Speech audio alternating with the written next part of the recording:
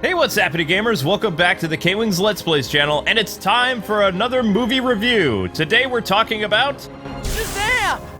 Yeah, Shazam.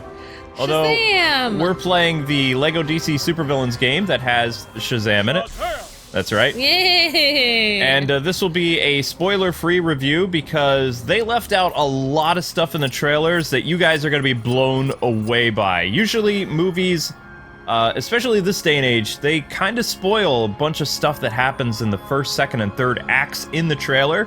They don't do this in the trailers and hype for this material. Like, we had no idea things were coming. Yep. So I'm just gonna leave that for you guys, and we're not gonna be talking about how the movie talks, but we'll talk about the premise and Billy and all that fun stuff. And may I just say that, if you guys are confused, if you are old comic book fans of Shazam, or Captain Marvel, his name was Captain Marvel for like so many decades, but now his name is years. Shazam. Yeah. So, if you guys are confused, this is the guy that was Captain Marvel for decades, and now he's just recently Shazam because of copyright. And I don't know how recently, I don't know if it's 10 years or whatever. I About don't 15. know. 15 years. So, just for the last 15 years, he's been Shazam, but before that, for like 50 years, he was Captain Marvel, so... Yeah, if your parents remember Billy Batson's superhero identity, it was Captain Marvel! Yep. Like that.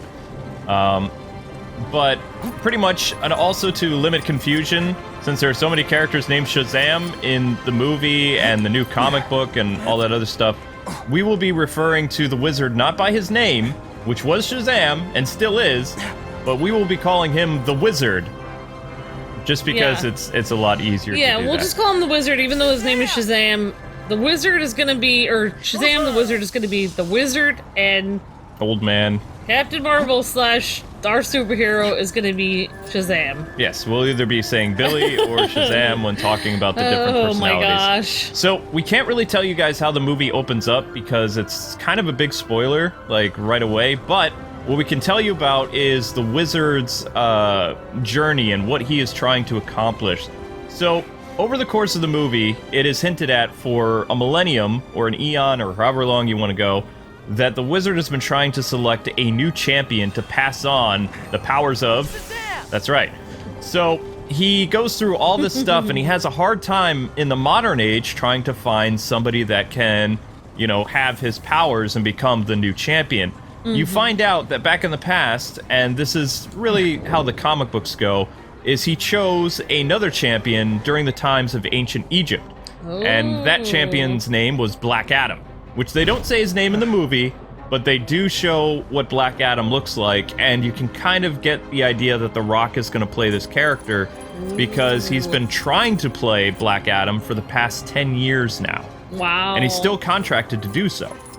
Whoa, so he's been waiting quite a while. Yes, he was waiting for somebody worthy enough to play. So Zachary Levi is our boy who is playing Shazam, and he is the star of Chuck, and he does an amazing job. Like, you cannot take your eyes off Zachary Levi. It's like watching Big with superpowers, but even more so, because it's a superhero origin story that you're not expecting to have heart, action, thrills, and intense terror at parts. Yep. But this is a movie that you can take your entire family to see, and everybody's gonna walk away with something endearing about this flick. And this coming from a Batman movie guy, I mean, that's high praise, because I don't really like warm, happy, fuzzy superhero movies, and Shazam just kind of blew away my expectations of what I want to expect now from a superhero film, something where you actually feel danger for the character. There are high stakes involved, and, you know, Billy at any time could be in trouble because he is just this kid with superpowers. So, yeah, you definitely get the feeling like the villain is more powerful than Billy, and there's no way he can possibly win. So, I mean, yeah, you really feel for the character, and you have no idea what's gonna happen. It's like very intense. But of course, Luke, of course you're gonna like this movie because it has Zachary Levi in it. So a lot of people saying, like, putting Zachary Levi in the movie, they were kind of worried about it because of how much of a goofball he is. In a loving way, I say that. Zach is one of the greatest comedic actors of our generation. Like, he's not that much older than us. Like, actually, yeah, I know. He might be our same age, which is freaky. But, yep. Anyway, back to the whole Black Adam thing. Black Adam was doing his thing in ancient Egypt. He was the champion originally, and everything was going great. But they don't really tell you how because they're trying to save that for a sequel. But, more or less, something happens and Black Adam becomes corrupt, and the champion becomes corrupt, and he unleashes the 7 deadly sins into the world.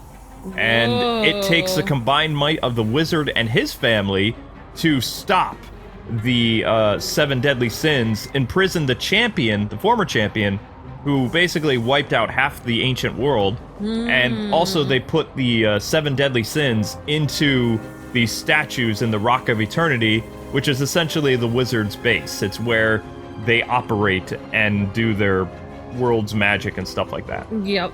Yep. So for future DC movies that will deal with Justice League Dark and Constantine and all other characters, the Rock of Eternity and this location will be very important for any character that uses magic, outside of Raven. Yeah. So this movie does do world building if you're a DC fan.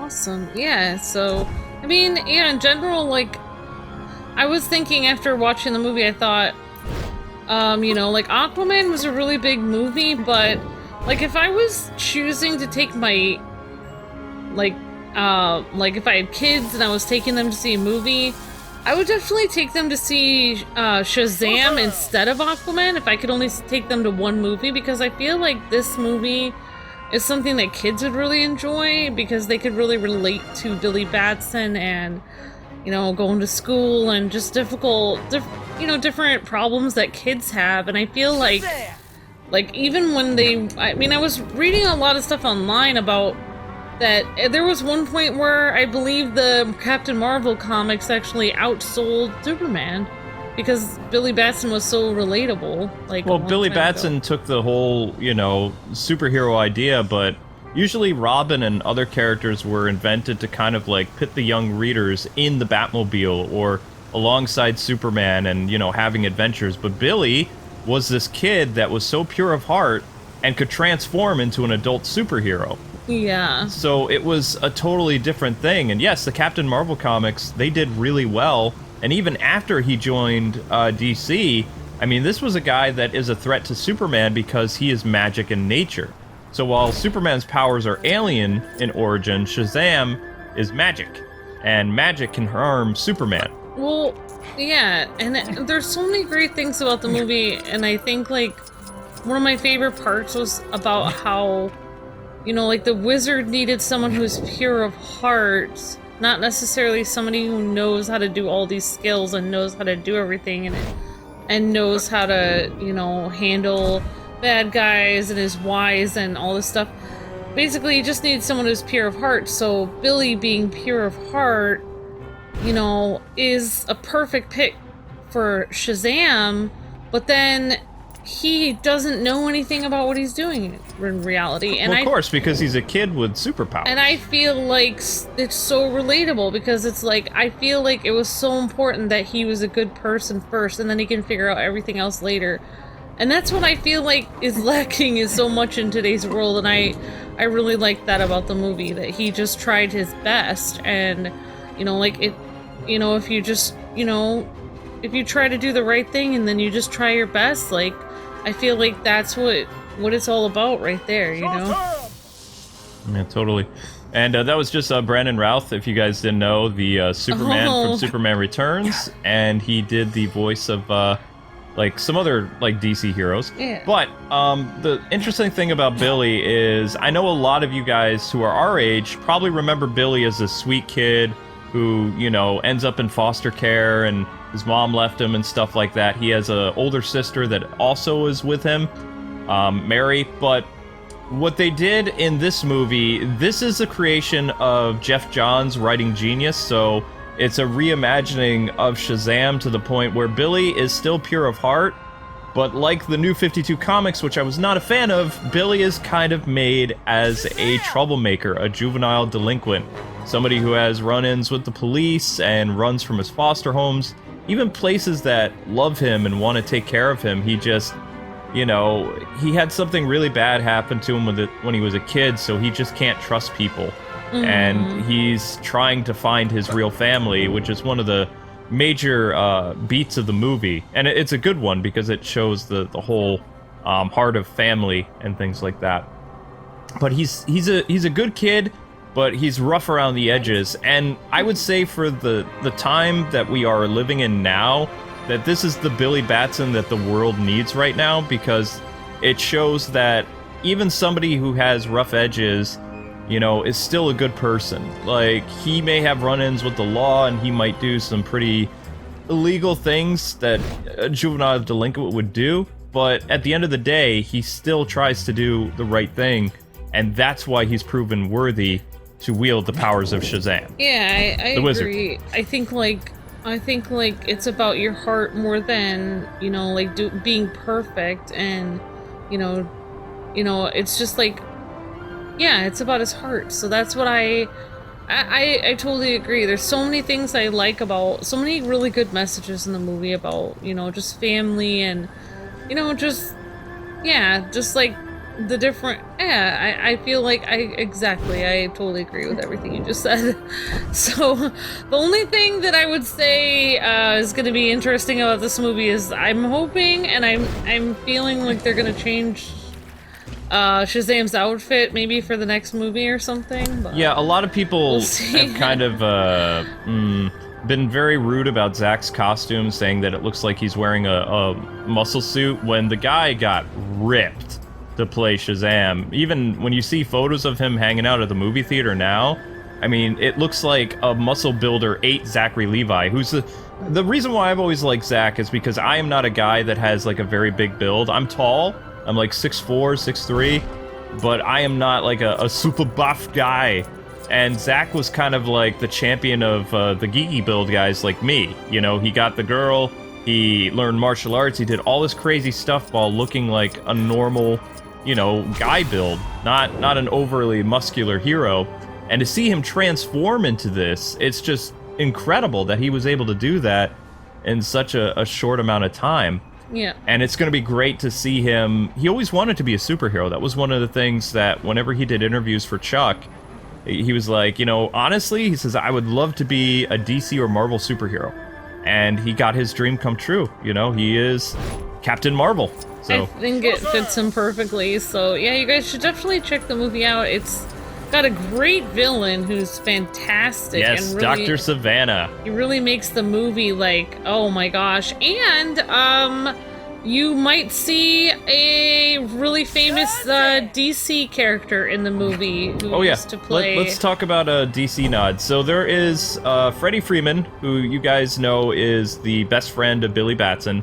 He is the kid who has like some type of crippling disease in his leg, so he always walks around on crutches.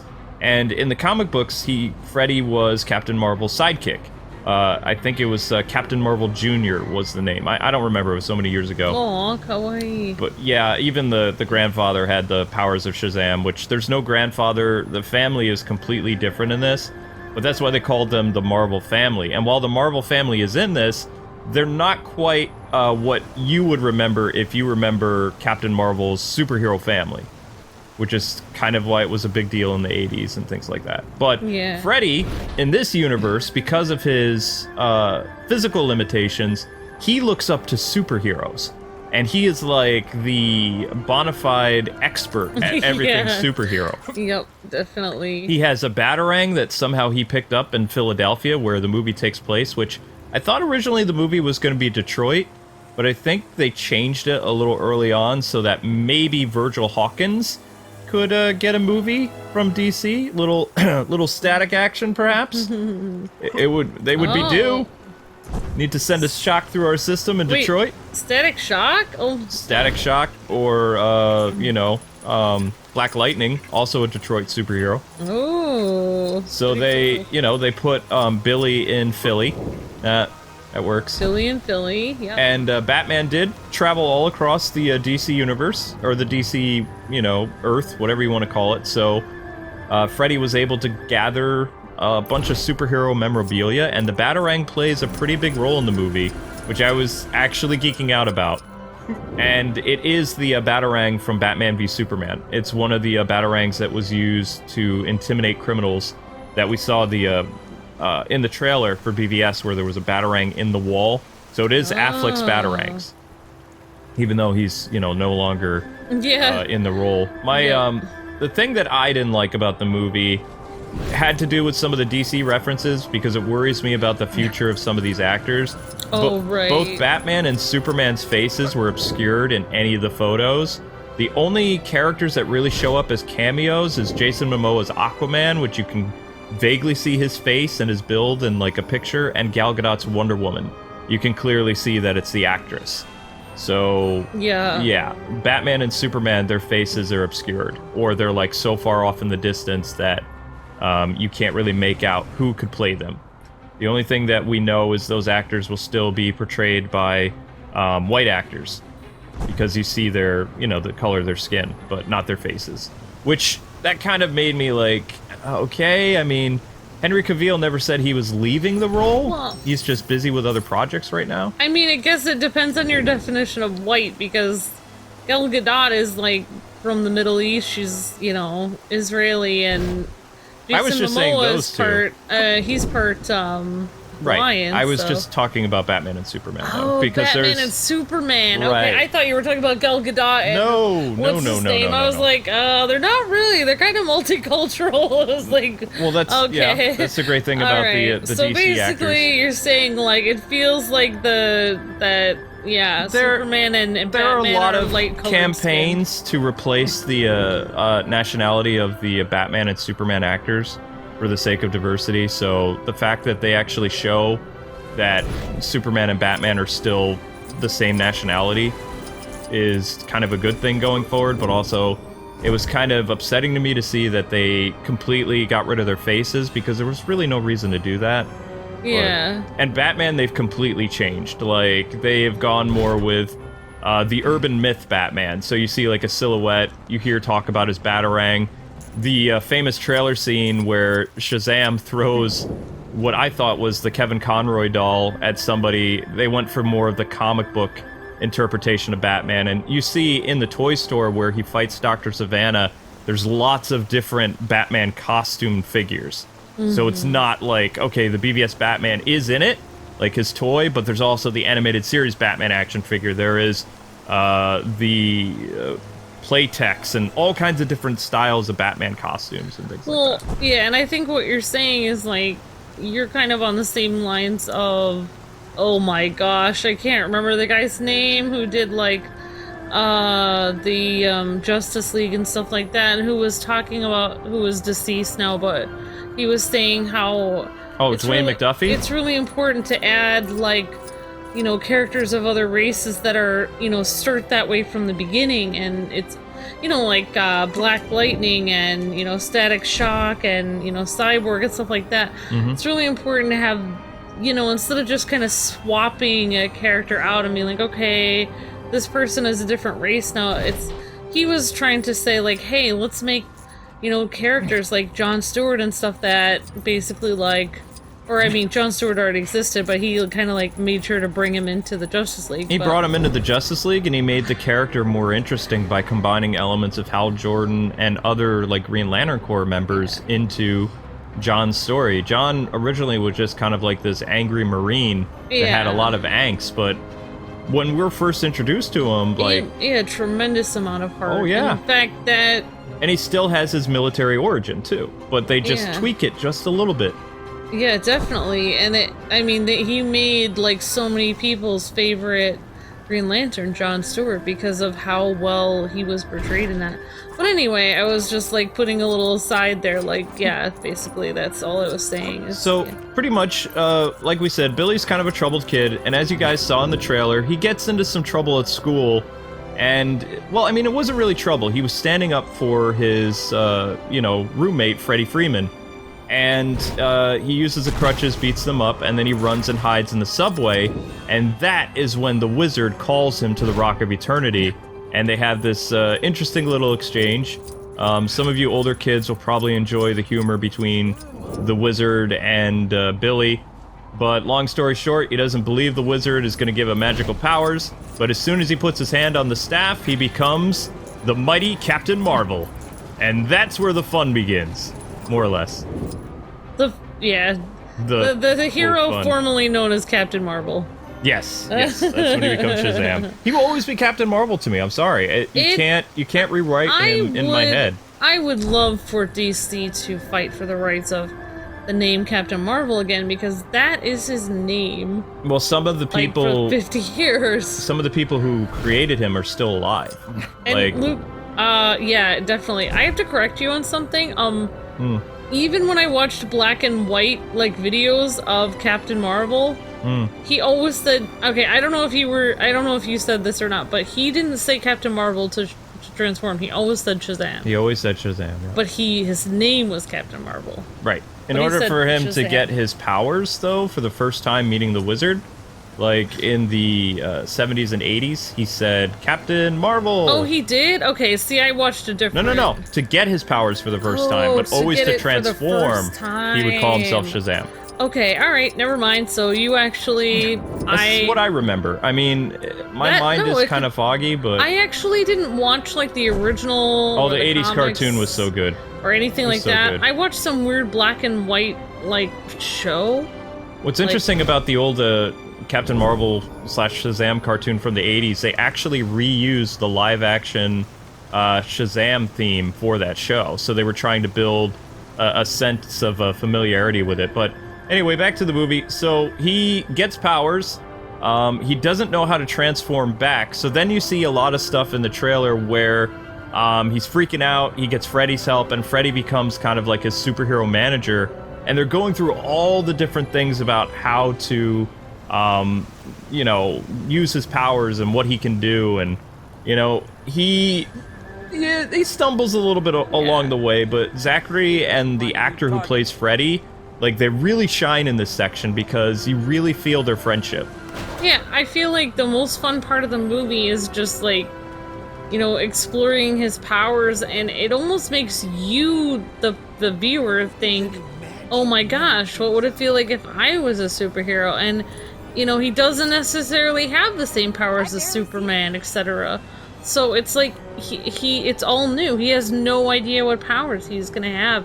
Some things that he can do better than some superheroes, and some that he, doesn't have, that other superheroes can, but he also has other things that they can't do. So, yeah, it's really interesting, and it makes you feel like, wow, this would be so cool if I grew up, just woke up one day and was a superhero, and I was discovering what kind of powers I had and didn't have. That would be so exciting, and it really makes you, it draws you into the movie, so, yeah. So we've talked a lot about Billy and his heroic nature and stuff like that, but every good movie needs a good villain. And Dr. Savannah, the Jeff Johns version of the character, really impressed me. This is a guy that is not your generic bad guy who just, wants to go and do his own thing and have generic villain lines. He's very, very different, and he's such a great character to watch, on screen. You do see his origin in the movie, so it's several origins in this movie. You get Dr. Savannah's, you get Billy's, you get a lot of origins, and most importantly, you get the reasoning behind why Dr. Savannah is doing what he's doing. Yeah, that's great. When he was a child, he kind of somehow ended up in the world of the wizard, and the wizard was testing him like he'd been doing all these different children. And he said no, and unlike other children who just shrugged it off as, oh, this kind of happened to me, and I don't know if it ever, really happened, Dr. Savannah, his entire life was around studying the events that caused him to go to this magical world, and it kind of messed with his head quite a bit. And unlike Billy, they both had kind of rough childhood. Yeah. But I would say that Dr. Savannah had a better childhood than Billy, and Billy is the one that was considered pure of heart. And during this realization in the movie, this makes Dr. Savannah even angrier. Yeah, I think you're right. Like it kind of shows like they both came from kind of similar circumstances. Not really though, but they all had their own problems. But yeah, like the fact that he can't stand, I feel like he had so much pride that he couldn't stand that he wasn't chosen.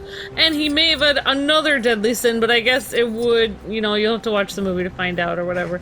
But yeah, basically the villain, it really sucks you, and I feel like this guy who plays the villain, I don't remember what his name is, but he's a famous British actor. I think he definitely, you really feel a tremendous stage presence when he's on screen, so he's definitely feels like a famous British actor. I'm sure he is, so yeah, he did a fantastic job, and I was scared of him. I thought Billy really wasn't gonna win, actually.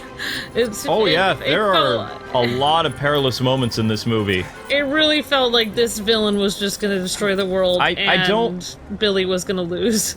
That's really what I thought was gonna happen. It's really hard not to compare the two, like, Captain Marvel movies together, because the key difference that separates them is this is a better story, because the big takeaway that everybody had that had their criticism silenced about, why they didn't like the movie is the fact that Carol was just like this super OP being that had no faults, no problems, no struggles, no anything. Well, she didn't have to struggle or grow at all. No. So. There's a lot of growth in this movie, and Shazam, he gets his butt kicked quite a bit. And, he's this kid trying to deal with this massive responsibility that is thrust into his lap, and the wizard, just like the comics, after he transfers his powers, he disappears. Well, so Billy doesn't really have a way to learn how to be a hero. He's just like this person that was chosen to be the next, big protector of the world, like the wizard did for who knows how long. Well, I feel like it's also, like, when you think about the movie Big and stuff, where the movie's about growing up, and, the difference between being a kid and being an adult. Like, there was a line in the movie, and I can't remember exactly what it was, but there was a line where somebody said once that, Billy was saying that he was struggling with things he couldn't really handle, but he had to do it anyway. And then somebody said, like, well, that's what being a grown-up is. Like, you have to try things that you're not good at. Mm-hmm. And I thought, wow, that was like there was so many great lines in this movie, but I thought, wow, that was so relatable to me, because me being in my 30s and Luke and I having to handle things we're not good at, it is hard being an adult. So hard. And, like, when you're a little kid, you cannot understand what it's like being an adult, but Billy has to grow up so fast being Captain Marvel. Or I'm sorry, Shazam. So yeah, I think that like you said, like the other movie with his same name, that's, Carol Danvers, she doesn't grow up at all. She's kind of like a child still inside, because she just has superpowers and she doesn't have to grow internally at all. Whereas she always has her angry eyes. Yeah, but he actually has character development and he has to grow, which is the best part of the movie, is you as a viewer can relate to the character and the struggle, and you can relate to their growth, and also, like, all the stuff that happens to them. And it's like, most of the people who saw Captain Marvel, they're like, the action sequences were good, but the character's just not relatable. They said it was kind of like, they said that Man of Steel Superman was more relatable than Danvers, and Man of Steel Superman was not the Superman that people really were expecting. So, yeah, but Zachary Levi doesn't really want people to compare his movie to Captain Marvel. Right. It happens to have the same name, but it really has nothing to do with the other movie. So, but anyway, anyway, it doesn't matter. But, but basically, if you guys want a fun movie that has a ton of heart and, like, a lot of, like, all kinds of drama, but also really funny moments, you guys should definitely watch this movie, because it's really good. And, like, one critic said he said, like, basically he didn't get his review up because he was too busy watching it again with his kids, so, like, it's just so much fun that you won't even really be analyzing or thinking about it. You'll just have a fun time. Like, when I was watching it, I was like, this movie seemed too short. That's what I said at the end. And I was like, I think they should have made it longer. And Luke's like, it was like over 2 hours. I was like, I think it was. I mean, I can't remember. Our showtime was 4 something, and we got out. So I don't remember. It seemed really short to me, but I think that's because I was having a lot of fun. It seemed. And I wasn't even in a very good mood when I usually movies can put me in a worse mood. I was in a better mood after I watched it. Yes, you were. All right. It switched my mood like to happiness like that. So I'm sorry I talked over you. Continue. Oh, that's fine. So I mean, getting back to Savannah, like, he's not just this normal human that was able to challenge the might of Shazam. Like in the comics, eventually he figures out a way of going back to where the Rock of Eternity is, and he steals the 7 deadly sins, which transforms him into a being kind of like Shazam, and he's causing all kinds of problems in Philly. But it's kind of because of Shazam's use of his powers that he's able to be tracked down, and Zach doesn't really know how to handle this. At first he's thinking, wow, you know, I'm like invulnerable, I beat up like a bunch of dudes at a gas station or whatever that were trying to rob somebody. You know, there's no way this dude could beat me, and Dr. Savannah went blow for blow with Shazam, and even looked like he had an edge and understood his powers better than Shazam. So that was really exciting to see. So what Amber was talking about, where Shazam is struggling quite a bit in the film, it happens constantly, where, you know, Billy doesn't know how to deal with this because this is a supervillain, but this is a really dangerous supervillain, one that is smart and, you know, he's like on a whole nother level. It's like Lex Luthor with superpowers, but like a Clancy Brown Lex Luthor from the animated series, not the weird kid from BVS.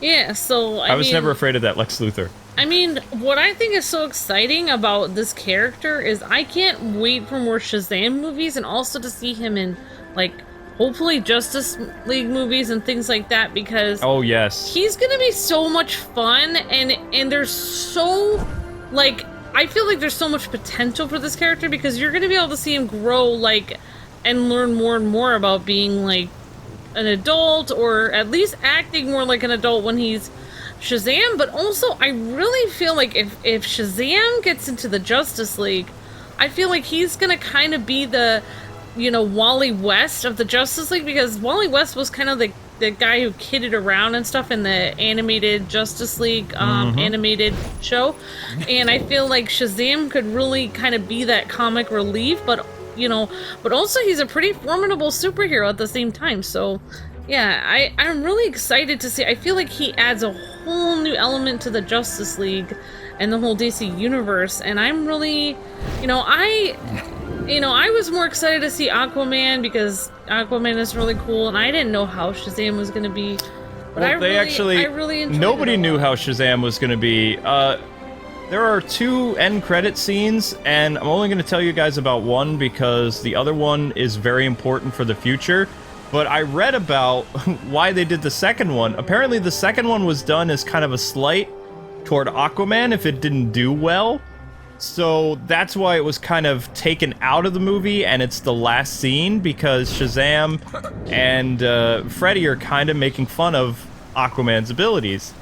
And because the movie made $1 billion and was this, like, massive hit, if you notice in the movie, they don't really make fun of Aquaman at all. There's no mention of really Aquaman in the actual film until the ending. Oh my gosh. Because that slight, they made fun of BVS, they made fun of everything but Wonder Woman, and Aquaman was almost absent from the movie until the very end of the film, and they have like a subtle jab at his powers, and I think that the reason why Zach and some other people did that is just in case they wanted to be meta and, you know, poke fun at what came before them.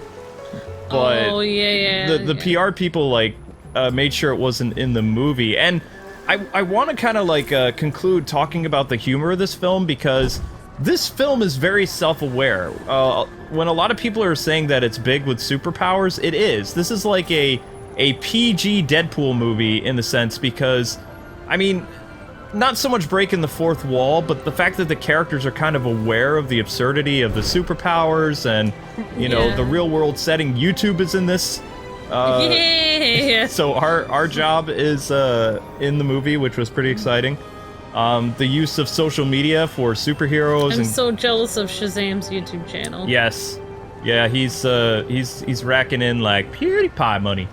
Well, I mean, the person who uploaded the videos is, which explains some stuff in the movie. But yeah, the humor is great. The Shazam, since he's a little kid, he's able to really let Zach go and do Zachary Levi humor. And Zach's humor is, it's kind of like old-timey, but also filled with a lot of pop culture references. Like, he is a child of the 80s, so he has a lot of, basically our style of humor, except, like, blown up even more. I feel like he had a really good balance between kind of, like, being a modern kid, but also throwing in some Billy Batson stuff from the past in there. Yes, and it works. I really like that, because if you really think about it, Billy Batson in this movie is not a normal kid because he's been through so much, so he's gonna, you know, he's kind of more, I don't know, mature than a normal kid because, you know, he's had to do so many, you know, he's been through some rough stuff, so he's probably not gonna have the same humor as every other kid. Oops. So he might be a little, you know, weird, I can ride it. Weird or pure of heart, I don't know. So I can totally relate to that. So so I mean, you can see his sense of humor when he throws Batman at Dr. Savannah, because he's kind of panicking, like in the mall, and he doesn't know what to do. So, because you know, when danger happens and you're a little kid, you're at a loss. You don't know what you're supposed to do. And here he is with this mass amount of superpowers, and he's trying to fight this guy, and he's losing. So he's running around a toy store like a panicked kid. He sees Batman, and he just grabs it, and he's like, "Get him, Batman!" And Batman says, "I'm Batman," you know? So there are things like that. Dr. Savannah has like kind of a dark sense of humor, which, I mean, it's in there. And one of the best scenes in the movie that, it's not really spoilery because it's happening during their fight, but all villains monologue, right? So at one point during the battle, they're fighting, and he decides that, you know, the Dr. Savannah guy is going to start monologuing. What he doesn't understand is Billy doesn't have super hearing, so when he's here, like, saying his plan and saying how he's going to destroy Shazam, and he's like, all the way over there, Zachary's like, I can't hear you. And Savannah has, like, the whole time, he has a straight face. And he's doing all this stuff. Like, and then I will crush your bones, and then I will destroy the world. And I can't hear you. Just and he's like, you know what, skip it. And then Shazam, like, does his super speed and punches him in the face, and they start fighting again. But just these little moments, like these little pockets that are thrown in, this fantastic story, it's just incredible. And the heart of this movie is not necessarily Shazam himself, but it's his foster family, mainly the parents. They are a really adorable part of this movie, and I like how they actually, for the first time in a long time, they paint like foster care as something good. And the parents actually do really love him, and you really get that. You get their compassion, and also why they try to discipline him, and you know, why they can relate to him, because the father was actually a runaway himself. So I mean, everything about this movie, it just really changes superhero films. That just made me, I was like starting to have like a little bit misty-eyed tingles when you were talking about that. And and not only the parents, but also his foster siblings, and you know, like, what a family really means. Like, is it only someone that's related to, or can a family be anyone that actually loves and cares? You know, if you decide that you guys are going to be a family and they love and care about you, then, you know, you can, even if you're not related, you can still be a family. So. Totally. So anyway, guys and gals, that is what we thought about Shazam. It was a fantastic movie. We're going to see it again on April 4th when the movie comes out. We're going on a Thursday. I suggest repeated viewings for this movie because this is a superhero movie that kind of deserves everybody's attention, because it is something that is going to make you feel, make you think, and make you, like, really pull your heartstrings of why you love superheroes. And that is something that I haven't felt since, like, seeing Keaton on the big screen or Mask of the Phantasm. This was just a great popcorn film, but at the same time, it is an iconic superhero movie on a character that really hasn't gotten a lot of mainstream love. So I would probably give the movie a 9 out of 10. We're seeing it again, and we will do a spoiler update, which there's so much that we can go over that hopefully this review you'll walk away being completely surprised on the different things that happen, character reveals, and all kinds of stuff that's just like so exciting to talk about, but we're trying not to. But God bless and happy gaming. Thanks so much for watching. In the comment section below, tell us your favorite superhero and what they mean to you. And we will see you with the start of our Power Rangers series tomorrow. Until then, God bless and happy gaming. Thanks so much for watching.